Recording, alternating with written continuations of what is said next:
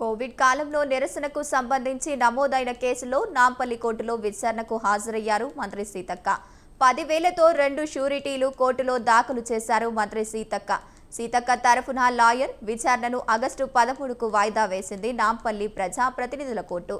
Corona వ్యాధిని ఆరోగ్యశ్రీలో చేర్చాలని ఇందిరా పార్క్ వద్ద ఏప్రిల్ 2021లో తాను దీక్ష చేపట్టానని, తాను ఎలాంటి తప్పు చేయలేదని చెప్పుకొచ్చారు మంత్రి సీతక్క. కోర్టుల మీద పూర్తి విశ్వాసం ఉందని, ప్రజల బాధలు చూడలేకే నిరసన దీక్ష చేపట్టామన్నారు.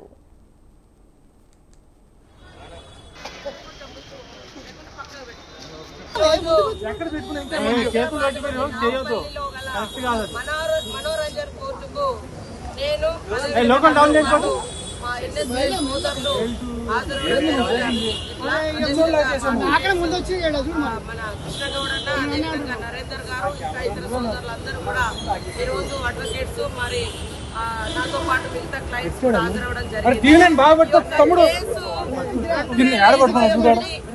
ఏప్రిల్ 25, 26 రోజులలో పీక్ స్టేజ్ లో కరోనా